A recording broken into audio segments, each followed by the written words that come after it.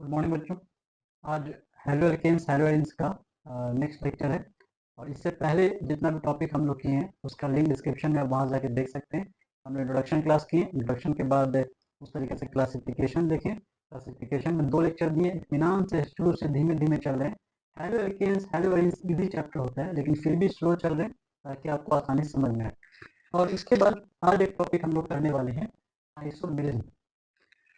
तो आइसोमेरिज्म कैसे पहचाना जाए? आइसोमेरिज्म से पहले एक और टॉपिक करते हैं, उससे ज़्यादा आसानी होगा आपको और ज़्यादा इजी हो जाएगा।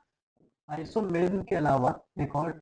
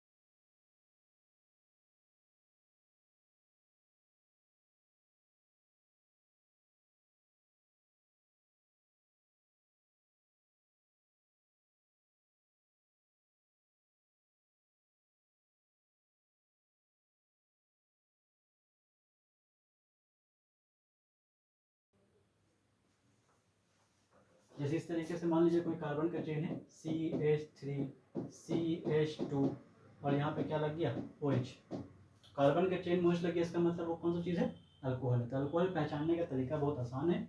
अल्कोहल कैसे पहचानिएगा, कार्बन के चेन में OH होना चाहिए। और अल्कोहल का जो सेकेंडरी सफिक्स होता है, अल्कोहल का सेकेंडरी सफिक्स ऑल होता है। ऑल मतलब कभी भी किसी भी कंपाउंड के नाम के लास्ट में ऑल आ जाए, इसका मतलब अल्कोहल है। आपके पास 4 नाम लिखा हुआ है इस तरीके से, सपोज करिए ऐसे लिखा हुआ है ब्यूट इन अल, ऐसे लिखा हुआ है ब्यूट इन ऑन, उस तरीके से लिखा हुआ है ब्यूट इन, और लिखा हुआ है ब्यूट इन ऑल। किसके नाम के लास्ट में ऑल आ रहा है, तो जिनके नाम के लास्ट में ऑल आ रहा है इसका मतलब अल्कोहल है। आप टूथपेस्ट उठा के देखिएगा, टूथपेस्ट में आपको पीछे में लिखा हुआ मिलेगा सॉर्बिट्रॉल, नाम के लास्ट में क्या आ गया ऑल। उस तरीके से आप नाम सुनेगा डिटॉल, उसमें भी जो कंपोजिशन होता है उसमें भी अल्कोहल होता है, तो डिटॉल नाम के लास्ट में क्या आ रहा है ऑल। तो कभी भी कंपाउंड को पहचानना है कि उसमें अल्कोहल है कि नहीं, अल्कोहल मिक्स्ड है या अल्कोहल है, तो कैसे पहचानिएगा, उसमें आपको ऑल लगा हुआ दिख जाएगा।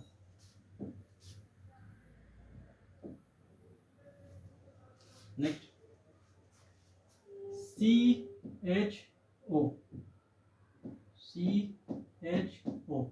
CHO कहलाता है एल्डिहाइड। कभी भी कार्बन के चेन में CHO लगा हुआ दिख जाए, इसका मतलब एल्डिहाइड हो। ऐसे लिखा हुआ है CH3CHO, कार्बन का चेन है उसमें क्या लग गया CHO, इसका मतलब वो क्या चीज़ है, एल्डिहाइड है। तो CHO एल्डिहाइड है। एल्डिहाइड नाम से कैसे पहचानिएगा, तो एल्डिहाइड के नाम के लास्ट में आता है अल, प्रोपेनल, ब्यूटेनल, हेक्सेनल, नाम के लास्ट में क्या आएगा अल। उसी तरीके से एक और है जिसको हम लोग कहते हैं, रिप्रेजेंट करते हैं ऐसे CO, इसको कहा जाता है कीटोन। और ये कीटोन कंपाउंड के लास्ट में नहीं आता है, कार्बन चेन के लास्ट में नहीं आएगा, CH3 CHO लास्ट में आता है, कीटोन बीच में होता है CO, कार्बन के चेन में बीच में घुस के बैठा है CO। तो ऐसे चीज को क्या कहिएगा कीटोन। और कीटोन कैसे पहचानते हैं, नाम से पहचानने का तरीका होता है ऑन, मतलब इनके नाम के लास्ट में क्या आपको देखने को मिलेगा ऑन। ONE1 नहीं पढ़ना है, बचपन में पढ़ाया गया, वो एक्चुअल में कंपाउंड के साथ मिलता है, तो नाम हो जाएगा ऑन, ONE1 वाला नहीं। ऐसे लिखा हुआ है प्रोप-एन-ऑन, बताइए क्या चीज़ है प्रोप-एन-ऑन। प्रोप हो गया आपका वर्ड रूट, एन हो गया प्राइमरी सफिक्स, और ऑन हो गया सेकेंडरी सफिक्स। तो यही पैटर्न चलता है इसमें। इस नाम में आप देखिए कोई प्रीफिक्स यूज नहीं किया गया। ऐसा हो सकता है प्रीफिक्स है, जैसे मान लीजिए हो सकता है क्लोरो, तो ये हो गया प्रीफिक्स। तो पूरा नाम क्या हो गया, prefix word root primary suffix secondary suffix. तो पूरा नाम क्या हो जाएगा chloropropenone, prefix word root primary suffix secondary suffix.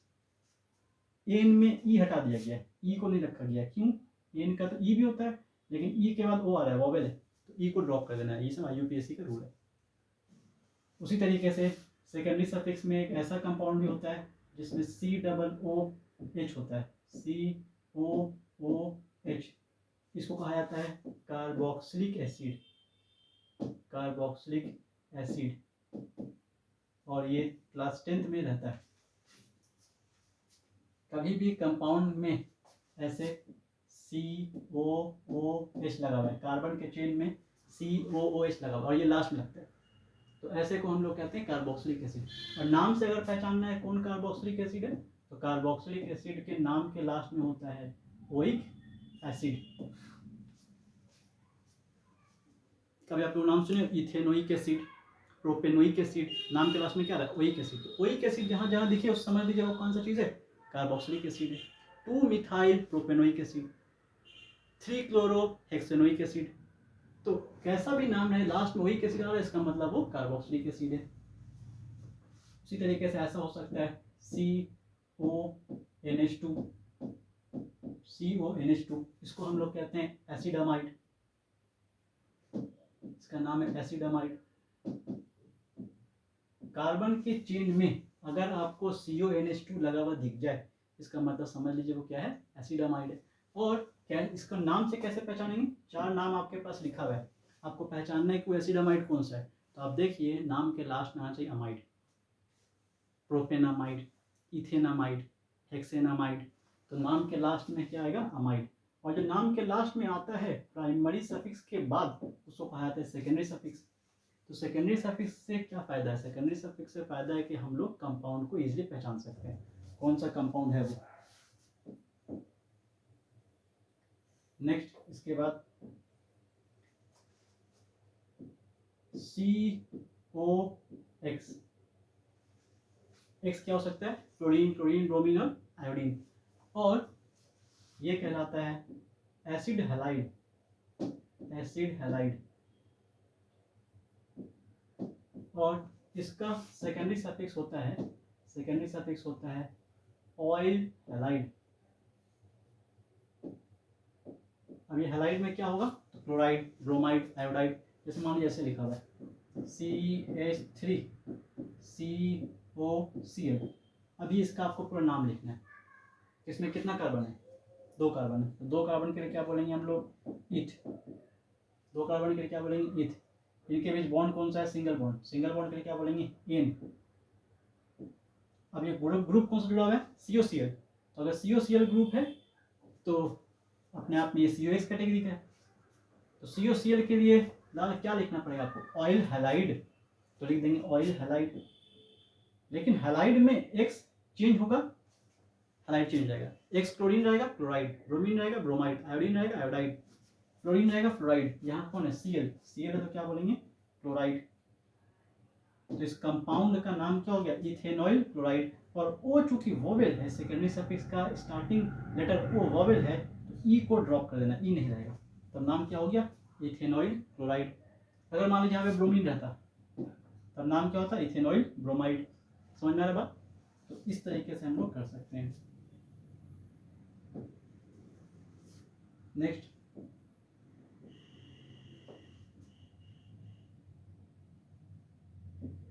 COO, इसको हम लोग कहते हैं ईस्टर। और ये ईस्टर है। ईस्टर में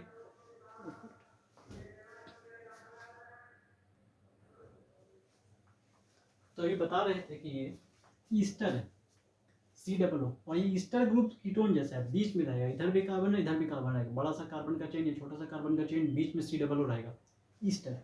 ईस्टर कैसे पहचानिएगा, ऐसे लिखा हुआ है CH3COO फिर CH3। मतलब दोनों तरफ कार्बन है, बीच में क्या आ गया, CO। और इन सबको पूरे चैप्टर में हम लोग को मिलेगा पढ़ने के लिए। तो अभी तो बस हम एक इंट्रोडक्शन देख रहे हैं, सब कुछ बहुत डिटेल में पढ़ने वाले हैं हम लोग। तो ईस्टर हुआ। और ईस्टर पहचानेंगे कैसे, ईस्टर का सेकेंडरी सफिक्स क्या होता है, तो ईस्टर का सेकेंडरी सफिक्स है O8, O8, methyl propanoate, methyl ethanoate, methyl hexanoate, ethyl ethanoate. तो नाम के लास्ट में क्या है, O8। तो जब भी O8 नाम के लास्ट में समझ लीजिए वो कौन सी चीज़ है, ईस्टर है। क्लास 10th में आप लोग रिएक्शन पढ़ोगे, esterification reaction, sweet sweet smell वाला, मीठा मीठा खुशबूदार रिएक्शन, तो उसमें ईस्टर बनता है। इसी के बाद एक और है CN। CN यह कहलाता है नाइट्राइल, ये नाइट्राइल्स कंपाउंड। और नाइट्राइल का सेकेंडरी सफिक्स हम लोग नाइट्राइल ही यूज करते हैं।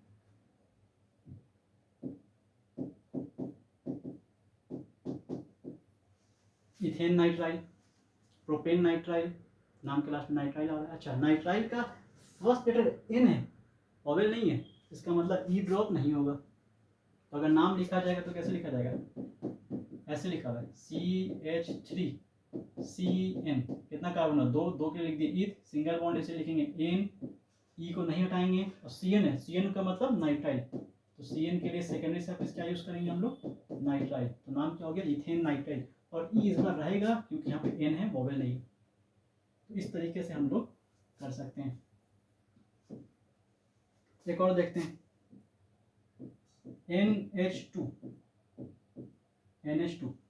NH2 ये अमाइन ग्रुप है और इसका सेकेंडरी सफिक्स भी अमाइन होता है।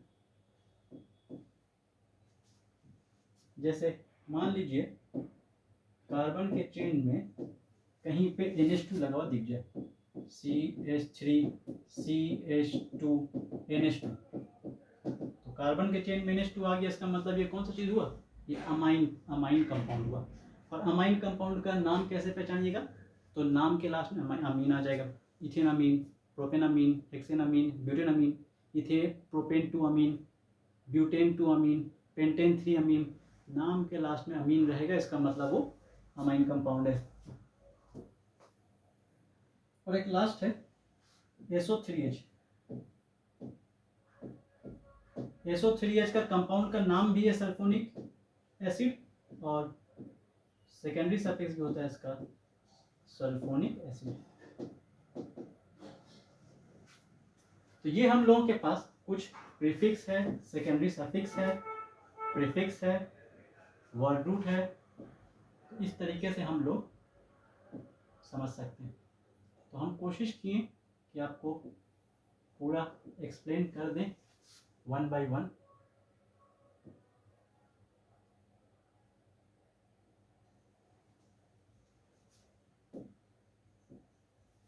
देखिए 3 कैटेगरी है, इसको आप अच्छे से नोट्स बनाइए।